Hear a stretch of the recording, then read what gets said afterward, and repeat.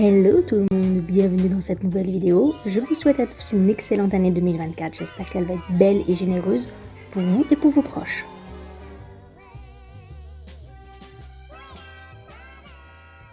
On commence l'année en reprenant les bonnes vieilles habitudes. J'ai nommé un speed painting, donc on va se faire une petite peinture traditionnelle.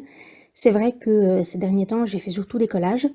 C'est en partie parce que c'était beaucoup plus facile pour moi. Je suis toujours à fond dans les collages, mais il est vrai aussi que maintenant que j'ai fini mon déménagement, j'ai récupéré toutes mes affaires.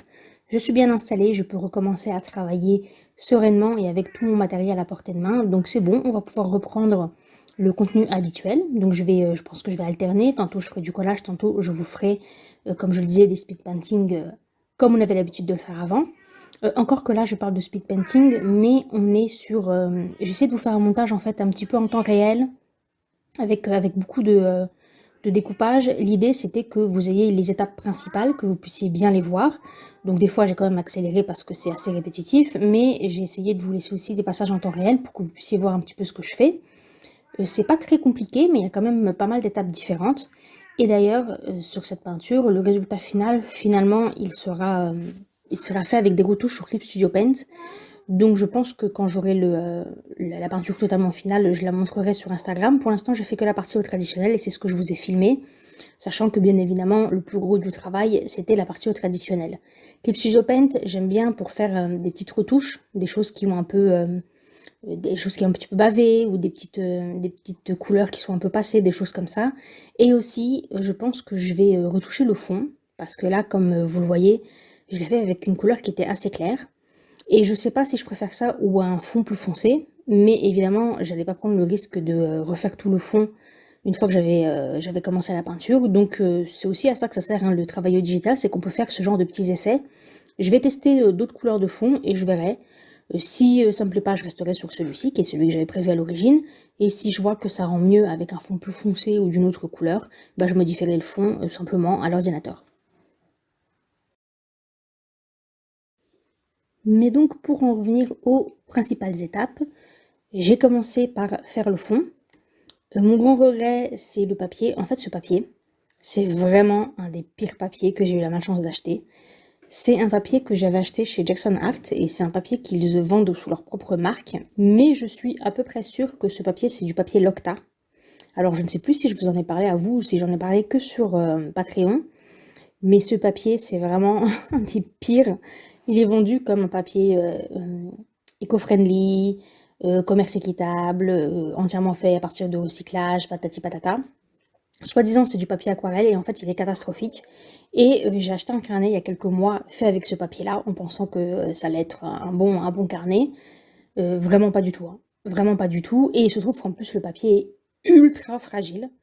Donc j'ai eu beau mettre une feuille sur le côté droit parce que le carnet est très grand et je m'étais dit j'ai deux bouquets à faire donc je vais en faire un de chaque côté et j'ai eu beau mettre une feuille de protection, le papier s'est quand même abîmé, genre vraiment il est il est ingérable. Et dès le début, hein, quand j'ai acheté le carnet, j'ai vraiment pas du tout aimé le papier et je l'avais laissé tomber, c'était il y a déjà quelques années. Mais de temps en temps, je lui laisse à nouveau une chance et à chaque fois je suis déçue. Donc vraiment, n'achetez jamais ce papier. Papier Locta là, c'est non. Franchement, les papiers artisanaux, et je sais que c'est très tentant parce que le côté recyclé, le côté commerce équitable et tout, mais jusqu'ici, j'ai pas été convaincue, hein. J'étais déjà moyennement contente du papier caddie, qui est extrêmement fragile également, mais bon, qui a quand même un meilleur rendu que celui-ci. Mais alors celui-ci, là, le Locta, c'est vraiment la catastrophe.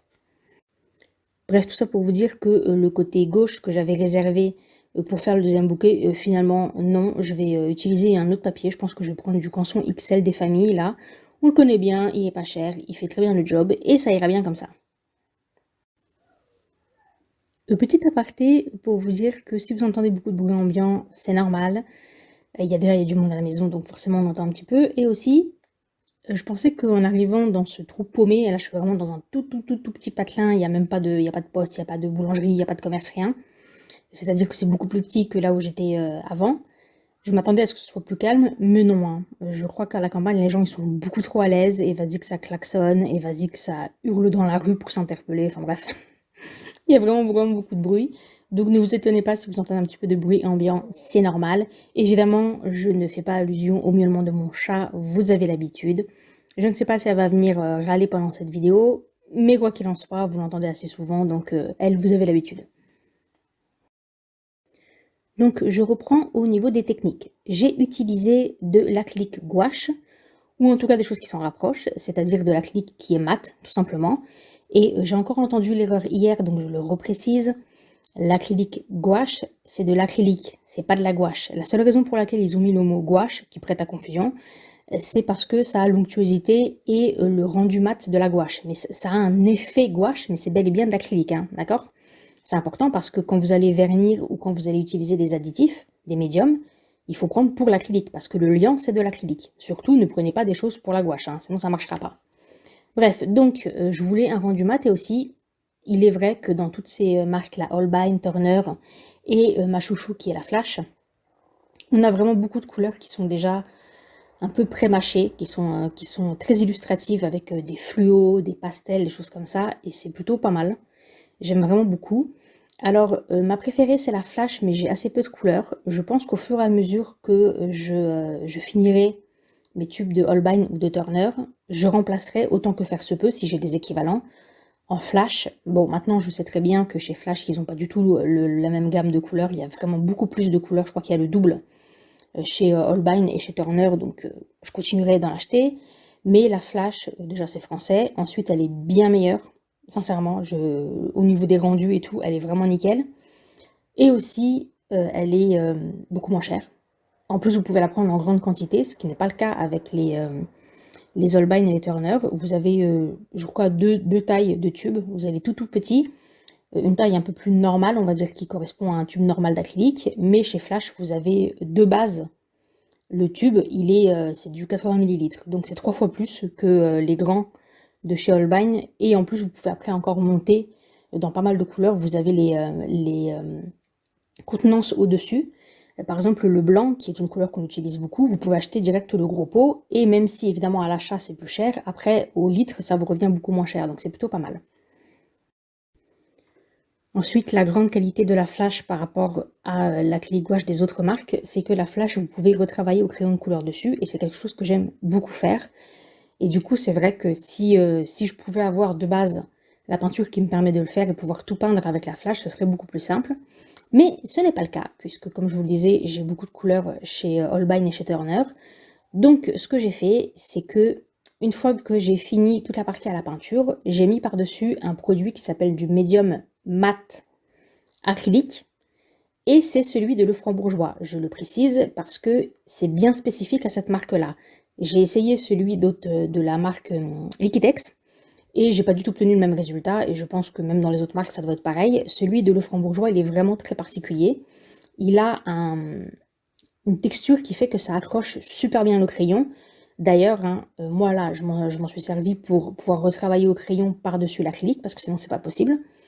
Mais même sans ça, si vous avez un papier et que vous voulez travailler au pastel ou au crayon de couleur dessus, vous pouvez mettre juste le produit, parce qu'il est censé être transparent, on va en reparler. Vous mettez le produit et après vous allez voir que vos crayons vont beaucoup mieux accrocher. Donc c'est vraiment un produit qui est excellent. Il existe des équivalents qui sont faits exprès pour le crayon de couleur.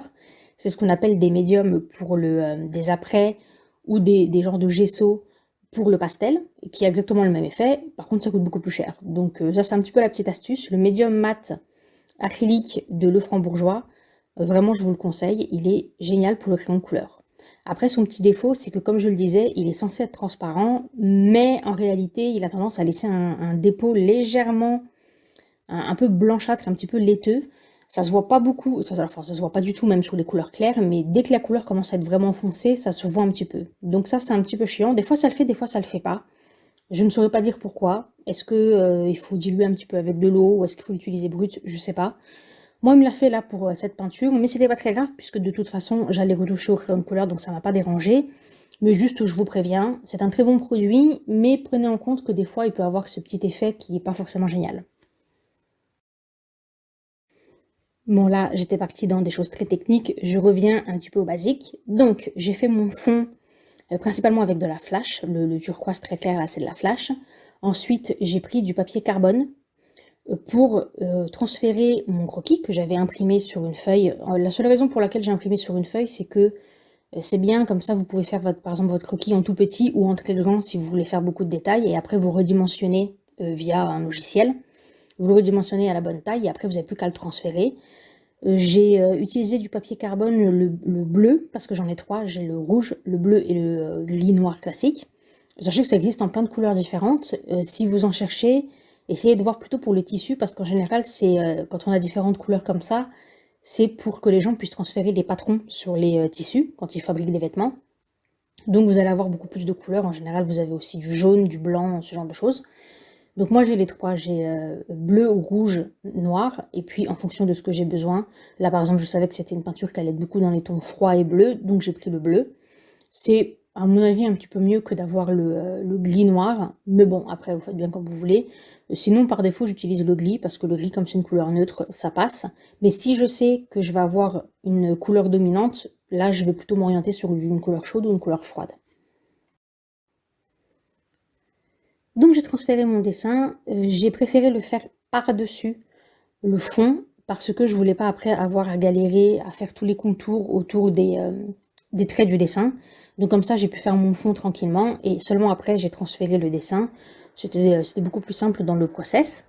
Ensuite j'ai repassé quand même un petit peu avec des crayons de couleur, donc j'ai pris du bleu et du vert, juste pour bien redessiner, parce qu'on voyait pas très bien, comme le papier est assez texturé, on voyait pas très bien certaines zones.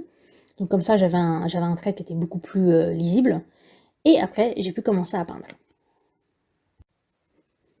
Souvent, ce que je fais avec ce genre de peinture, c'est que je vais mettre quelques couleurs de base. Peut-être pas pour tout, mais pour l'essentiel, je vais mettre les couleurs de base, histoire d'avoir un premier rendu final et de voir si au niveau de les couleurs, il y a une certaine cohésion, si c'est cohérent, si je me suis pas peut-être fait une fausse idée, parce que j'ai tendance à pas faire de préparation. En général, j'y vais directement, j'imagine un peu les couleurs dans ma tête, j'essaie de visualiser ce que ça donne, mais des fois, quand on le fait concrètement, on se rend compte que finalement, c'était les choix qu'on avait fait dans notre tête, c'est pas forcément les meilleurs.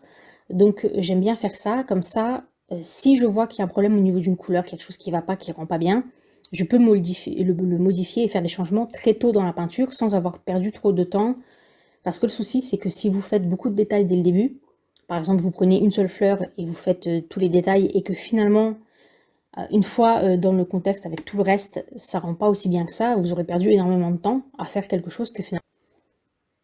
Et une fois que j'ai posé à peu près mes couleurs partout, cette fois, j'ai pu aller dans chaque détail de chaque fleur. Et une fois que j'ai fini tous les détails, j'ai fini par la végétation, c'est la chose que j'ai vraiment fait en dernier. Ensuite, j'ai fait ce que je vous expliquais, j'ai mis la couche du médium acrylique mat de Lefranc-Bourgeois. J'ai attendu que ça sèche, et puis j'ai refait des retouches au crayon de couleur. L'idée, c'est que là, j'ai fait, on va dire, 90% de la peinture, mais après, je vais la scanner et je vais passer sur Clip Studio Paint, et puis je vais faire quelques petites retouches, je vais remettre des couleurs, je vais remettre des contours qui sont un peu trop flous, notamment à cause de la texture du papier. Des fois, on a du mal à faire des choses très précises, et peut-être réajuster un peu les contrastes. Comme je vous le disais, le fond, je trouve qu'il est un petit peu clair. Je sais pas, il y a certains éléments qui ressortent pas beaucoup, donc je vais voir si je le fonce ou si carrément je change la couleur, je verrai bien.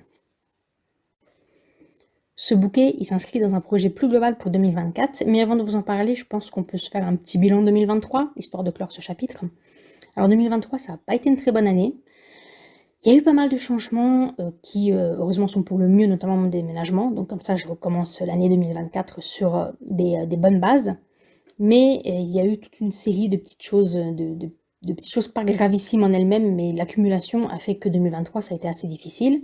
Et ça va en plus dans la conjoncture actuelle qui est la crise économique, les gens perdent du pouvoir d'achat, et évidemment, chez les petits créateurs, ça se ressent beaucoup, puisque le chiffre d'affaires, il en pâtit énormément. Donc ça, c'était la partie vraiment pas cool.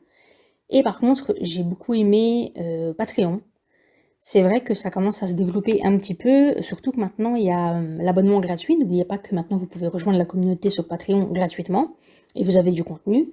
Du coup, comme il y a un peu plus de vie, c'est vrai que c'est quand même un petit peu plus agréable. Il y a quelques personnes qui nous ont rejoints, qui sont très encourageantes, toujours des commentaires et des réactions qui sont vraiment très cool, et ça fait du bien à la motivation et au moral.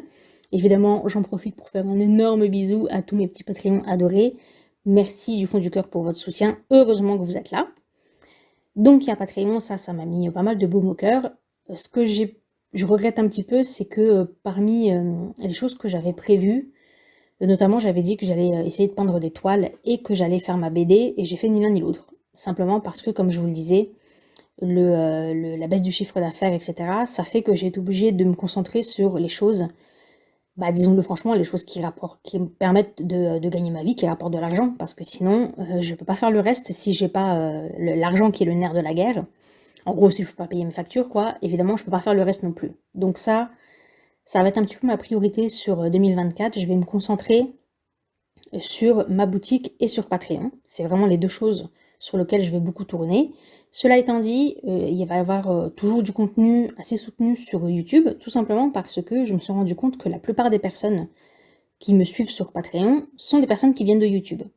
Il y a peut-être une ou deux personnes qui m'ont trouvé sur Instagram, mais je pense que la plupart sont des personnes qui m'ont trouvé sur YouTube et qui voulaient voir plus de vidéos et plus de contenu et qui du coup sont venus nous rejoindre sur Patreon. Donc je pense que YouTube, ça reste bien avant TikTok et Instagram, ça reste le meilleur moyen de se faire connaître quand on est artiste, parce que les gens, ils aiment ça, regarder des vidéos, hein. Et je le comprends tout à fait, puisque moi-même, je passe toutes mes journées à regarder des vidéos sur YouTube, des vidéos d'autres créateurs, et souvent dans des domaines qui sont assez différents du mien. C'est d'ailleurs comme ça que j'ai découvert le collage. Et c'est vrai que c'est agréable, que ça motive, de voir les autres faire, ça nous donne envie de faire aussi, puis ça nous donne des idées, etc. Donc je le comprends tout à fait. Et du coup, c'est un petit peu comme ça que je visualise les choses. Pas mal de contenu sur les réseaux, parce que souvent il y a des gens, il y a toujours une communauté qui est prête à vous soutenir, mais encore faut-il qu'elle sache que vous existez. C'est ça tout le truc. Donc ça, c'est un de mes premiers objectifs pour 2024. Et comme je vous le disais aussi, la boutique, c'est vrai qu'en 2023, pour la première fois depuis longtemps, j'ai refait des nouveaux produits, chose que je n'avais pas faite depuis, je crois, 2 ans, quelque chose comme ça. Et j'ai refait des nouveaux produits parce qu'il y a le nouveau Zelda qui est sorti, et j'adore faire des fanarts de Zelda. C'est vraiment mon jeu ultime. J'ai une relation très particulière avec ce jeu. Autant vous dire que Tears of the Kingdom, quelle merveille. Vraiment, je l'ai adoré. Et donc, j'ai refait quelques produits fanart de la licence. Et ça a permis déjà de remettre un petit coup de boost à la boutique, même si là, c'est un petit peu redescendu, mais au moment où le jeu est sorti, ça a beaucoup aidé. Et aussi, tout simplement, ça m'a remis dans le mindset et dans toute cette mentalité de refaire des produits, chercher les fournisseurs et tout. Et ça, c'est plutôt bien. J'aimerais garder ce petit renouveau là, ce petit le fait que j'ai remis le pied à l'étrier, j'aimerais le garder et je m'accroche à ça. Et c'est pour ça que je fais ces bouquets.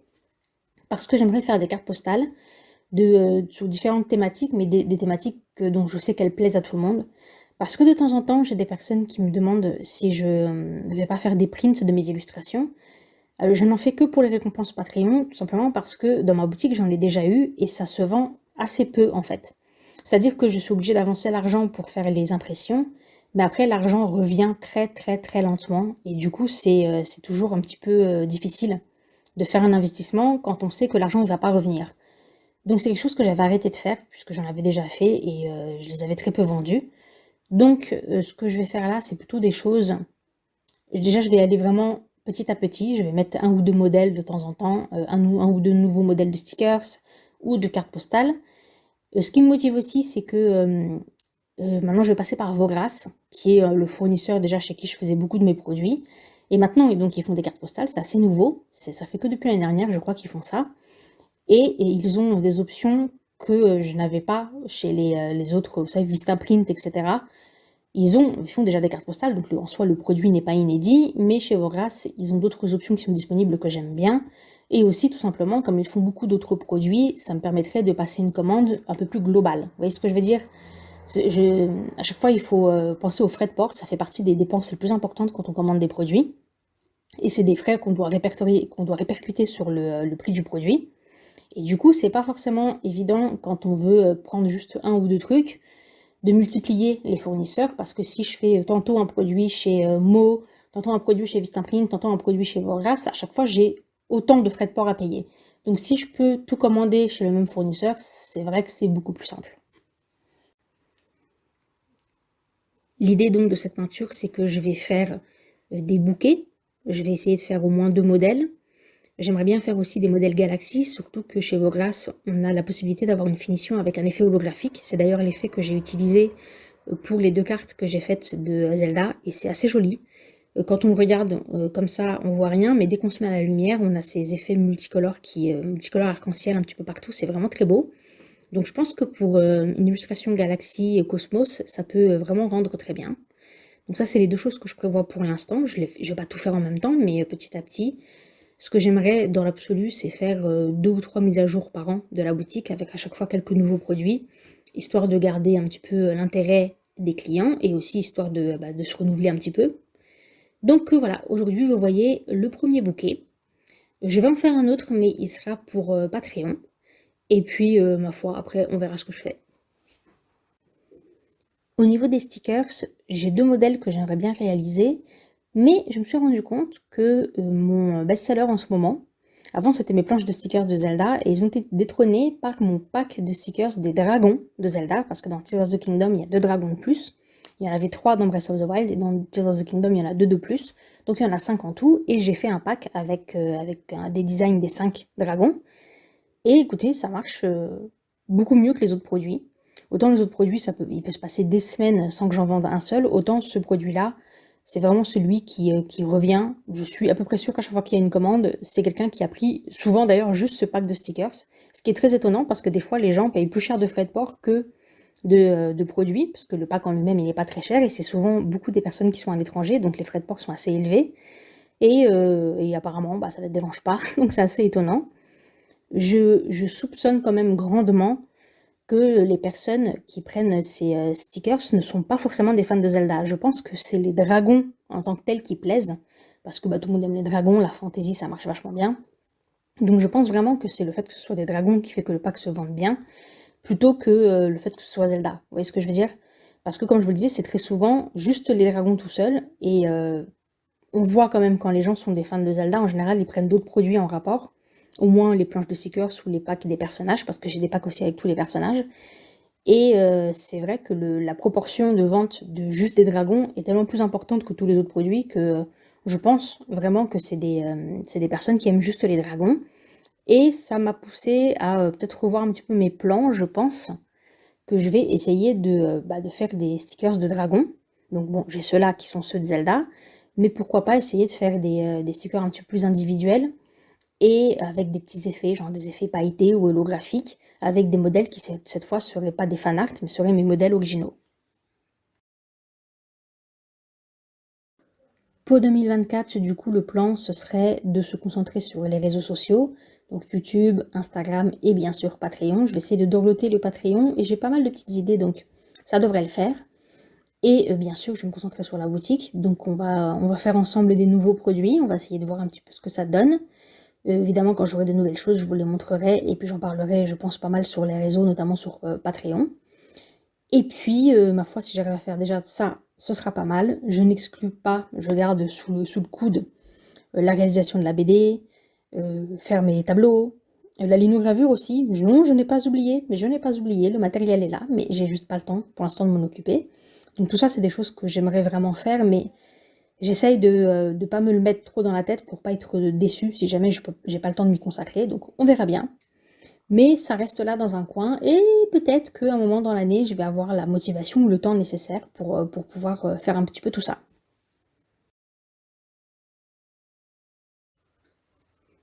Voilà, c'était la petite vidéo de ce début d'année. Je vous souhaite encore à tous une excellente année 2024. On a posé nos objectifs, on va voir si on les tient.